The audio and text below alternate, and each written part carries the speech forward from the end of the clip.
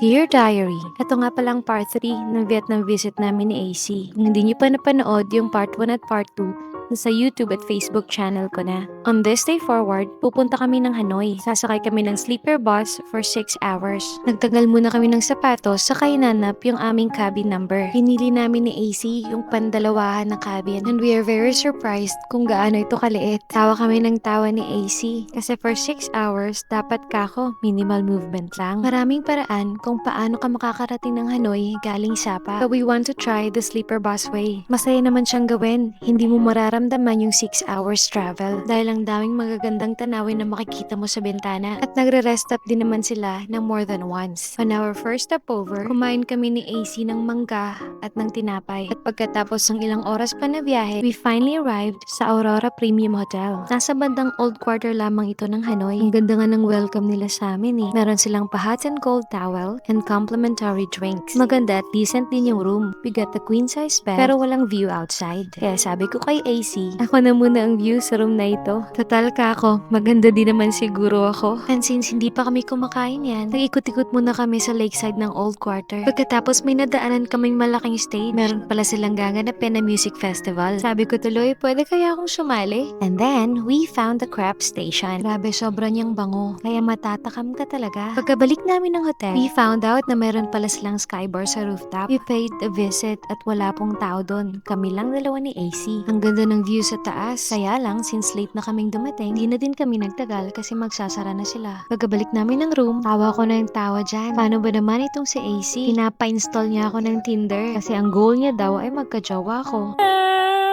Bad influence ka sa akin. On the next day, nag-dress up kami ni AC. Pupunta kasi kami ng Ninh. This time, we joined the group tour. Did you know that Ninh was the capital of Vietnam before? Nandito ang kanilang political at cultural center before. Pagkarating namin ng aming first stopover, lumipat kami ng minivan. Samantalang yung iba naming mga kasama ay lumipat ng bisikleta. Pupunta kasi kami sa Walu Ancient Capital. Part ito ng itinerary ng Ninh, isang historical temple ng mga unang emperors ng Vietnam. Ang ganda ng view papunta dun sa gate nila. Napapaligiran ito ng river at mountains. Pero alam niyo ba kung bakit hindi kami sumama dun sa mga nabibisikleta? Actually, part ng itinerary ang cycling. Pero kung hindi mo gusto ang magbike, pwede ka namang sumakay ng van. Nakapunta na kasi ako ng Halong Bay before. And based on my experience, ay sasakay ka lang ng bus and then nilipat ka ng cruise. Kaya kako, maganda mag-dress up dun for picture taking purposes. Kaya lang, ibang-iba pala ang Ninh itinerary. Dadaan ka pala sa mga temples nila at mga historical places. Anyway, before kami makapasok ng temple, kailangan ni AC ng mahabang pantakip. Bawal kasi yung above the knee na damit. Buti na lang kako at naka-below the knee ako. Yun nga palang isa sa mga rason kaya hindi kami sumakay ng bike kanina. Dahil kako, mga nakadress kami. Isa pa, inaantok talaga ako. Wala namang gaanong view pagpasok mo ng temple. Sacred ang lugar na ito. Meron kasi silang mga na-preserve na mga gamit ng mga unang namumuno noon. Anyway, we decided to change our outfit na. Buti na lang may mga dala kaming ekstrang damit. Kaya nakapagpalit kami bago makarating sa next stopover. Sila nga pala ang aming mga groupmates, si Mira at Priya. Since magkakatabi kami sa bus, kami na din ang mga magkagrupo sa boat ride. Our instant friends from India. Mga mababait sila at sweet and we are glad to be on one team. Ito nga pala ang Trang An Boat Tour. Dito mo madadaanan ang maraming kuweba na may iba't ibang lalim. Kung familiar kayo sa Ninh Boat Tour na pinapakita sa mga ads ng Google at iba pang social media, eto yun mismo. Napaka-picturesque ng lugar na ito. Very solemn at very peaceful. Ito ang favorite kong ginawa sa Ninh Tour namin. Dahil bukod sa boat ride experience, makakapasok ka rin sa mga kuweba. May mga magagandang rock formations. Yung iba pa nga ay hugis dragon. Meron ding mga limestone. And every time na lumalabas kami sa kuweba, bubungad ang mga magagandang land formation. Sobrang ganda. Mapapasabi ko na lang ng highs. Sana. Vietnamese na lang sa ko. Nami ulit nun. Paano ba naman kasi? Bukod sa maganda na, ay napaka-affordable pa ng Vietnam. Hindi lang yung tiyan mong mabubusog, pati ang mga mata mo ay mabubusog sa mga magagandang tanawin. May mga iilang kuweba pa kaming nadaanan. Yung iba ay mababa ang clearance. Kaya kailangan pa namang yumuko para hindi kami mauntog. Alam niyo ba na isa sa pinakamalaking kuweba sa buong mundo ay matatagpuan sa Vietnam? Ito ang Hang Son Duong na may 650 feet tall. Matatagpuan ito sa Tan Trác Commune ng Quang Tri Province. friends. Nag-stop over kami sa isang temple. At dito nga ay may mga Korean people na napamangha sa hairstyle ko. Timing lang din kasi may alam pa akong basic Korea. Kaya kinausap ko na din sila. 진짜 머리 요거 진짜 머리래. 이거는 붙인 거. 이건 붙이고. 라트 색깔. 라트 라트 색깔. 색깔로. 그래 그래 이거 진짜 머리만 보이네. 네, 이거는 아, 이거는 어디? 맞아. 그래. 베트남? 예쁘다. 우리 말 잘하네. 잠깐만 아니 많이 잘하는데. 얼굴이 예뻐. 얼굴이 예뻐. 예쁘다. 미인이야 미인. 안녕. 바이바이. 저녁.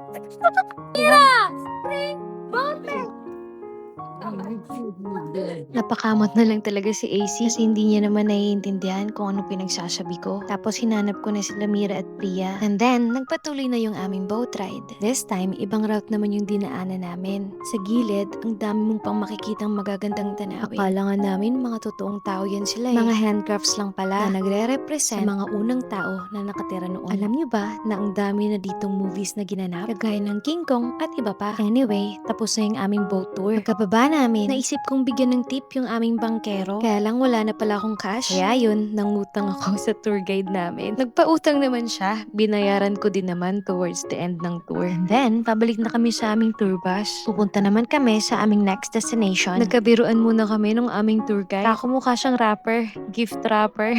Anyway, we finally arrived to our next destination. Ito ang Nui Ngoa Long, or kung saan matatagpuan ang Lying Dragon. Hindi ako expert sa pagbigkas ng salita nila, kaya pasintabi na po kung mali yung pagbigkas ko kanina ng pangalan ng lugar. Anyway, tumikim muna kami ng kanilang egg coffee. Kako, masarap naman siya, kaya lang lasang tiramisu. Parang mas nangingibabaw yung itlog kesa kape. Di na nga pala kami sumama sa 1,000 steps na gagawin para makita yung Lying Dragon. Aakyat ka pa kasi ng bundok at hindi akma yung suot naming dalawa ni AC. Kaya kako, instead of going uphill, let's go downhill. May nakita kaming maliit na kuweba. Ang sabi nila, may nakatira daw na tiger dyan noon. Ang tawag nila dyan ay Dong Wang Ho o Tiger Cave. Pagpasok namin, may nakita kaming maraming offerings. Sabi nila, marami daw dyan ang nagiiwan ng prayers at wishes. Isa kasi sa mga sacred animals nila, ang tiger. Pagkalabas namin dun sa maliit na kuweba, sabi ko kay AC, akitin namin yung bundok kahit first level lang. Tapos, titingnan namin kung makakayanan pa namin hanggang sa ilang level. Kaya lang, pagdating namin sa first level, hiningal na kami agad. Kaya sinilip ko na lang kung anong meron dun sa taas. Let's go down. 너 형 너야? 에? You come go up? Yeah, because it's time. Oh, time. Bye. The first level, you can already see where the lying dragon is, where the dragon lying is. So I go up. Habang nag-aantay ng mga kasama namin, namasyal-masyal lang din kami sa paligid. Kung gusto nyo talagang makita kung anong meron dun sa taas, google nyo na lang muna ha. Anyway, kahit dito ka lamang sa baba, malilibang ka naman na din sa dami ng pwede mong puntahan at yung mga Instagram-worthy spot, sagain mo lang talaga na ikutin siya. Malawak kasi talaga yung area nila. Pero sa totoo lang, favorite thing to do din namin ni AC ang pag-hiking. Kaya lang, hindi kasi kami ready physically and mentally. Madami kaming nakita na nagsushoot. Meron pa nga kami na daanan na nagpiprenup. This is our tour guide, guys. Oh yeah, hello guys. What's up? What's up? His name is Onayo. The tour has finally ended at nahatid na din kami sa kanya-kanya naming mga hotels. Bumalik kami sa lakeside and ang farewell dinner kami ni AC. We ordered one of the staple foods in Hanoi. Ito ang buncha na naging favorite ko na nung una ko itong natikman. Ang paraan ng pagkain nito ay ibabalot mo lamang sa dahon ang rice noodles at meat na naidip na sa sweet sauce na may ginger at carrots. Kakaibang lasa niya, hindi exaggerated pero sobrang sarap at approved din ito sa panglasa ni AC. Alam niyo ba na until now ay lagi niya itong cravings at mahirap mahanap ang authentic lasa. Very good. It's good. I love Vietnam, that's all. We spent our remaining hours walking sa lakeside ng Old Quarter.